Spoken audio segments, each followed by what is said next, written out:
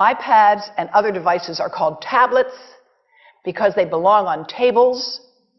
They are tested 20 centimeters away from that big guy that I showed you before. 20 centimeters away. They are not approved to be held in the laps of little children, although millions of kids are having them now in schools because the people involved in educational technology and those involved in public health research are not talking to one another. Because if they were, they would understand that you're giving children a two-way microwave radiating device, and if you must give them such a device for learning purposes, put it on airplane mode so that it's not sending and receiving signals as it does otherwise.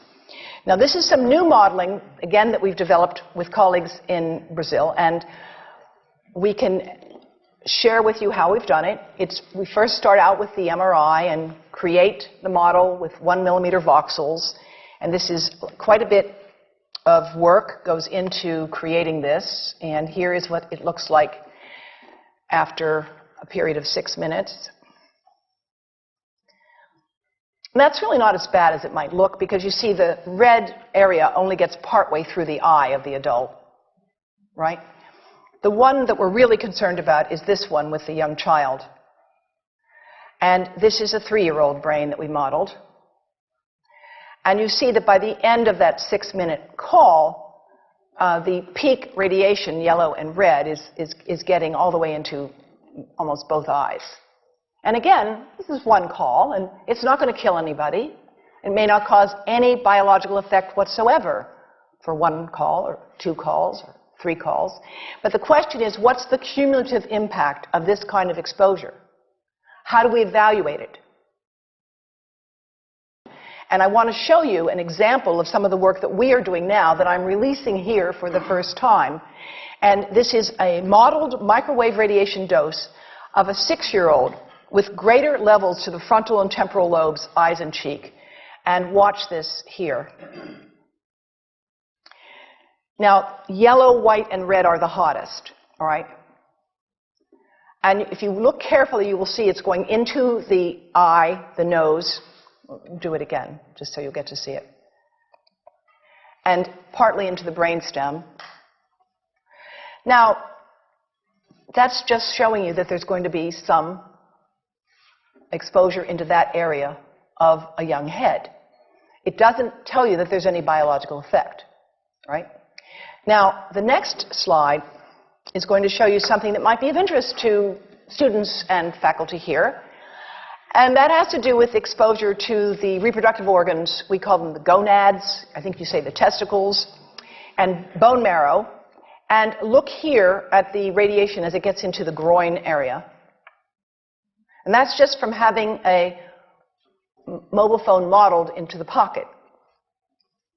And this, again, is based on a normalized SAR with a dipole antenna. Now, the breast. The breast is mostly fat, contains a lot of fluid. Things that contain fat and fluid cook faster in the microwave oven. Now, a cell phone can't cook anything, all right? Mobile phones do not pop popcorn. That was a fraud. They don't make any heat that we know of, otherwise they wouldn't be permitted. But they do go through things that contain fat and fluid, and we are now working at Environmental Health Trust with scientists at the University of California, San Francisco, scientists formerly the president of the American Cancer Society of California, because we are seeing women who keep cell phones in their bras. Has anyone seen a woman put a cell phone in her bra? Hands up, please. Please tell them you've heard now why they shouldn't do that. And here I want to show you our first case report from 2009, and we now have many more. This was a Chinese-American woman who used her cell phone 4 hours a day in her bra for 10 years while she was driving. Now, and you drive with a phone on your body. The phone is smart. It's going to go from one tower to another, and it's going to say, here I am, where are you, here I am. And it's going to be going to max power each time it moves from one cell tower to another. And there it was right next to her chest.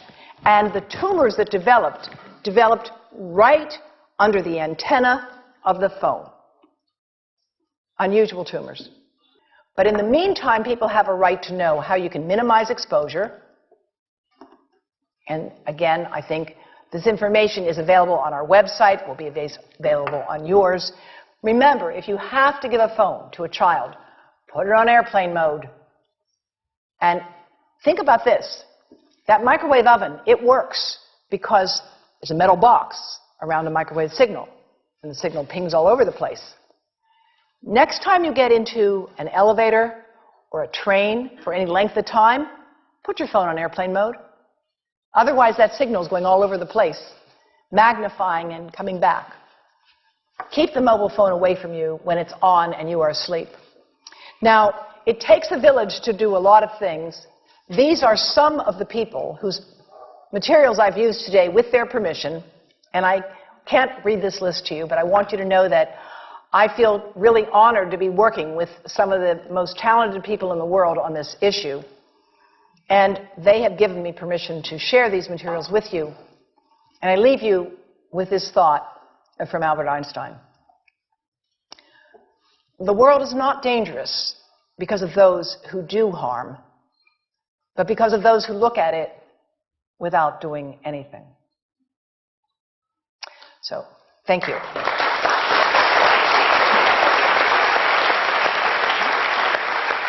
Thank you.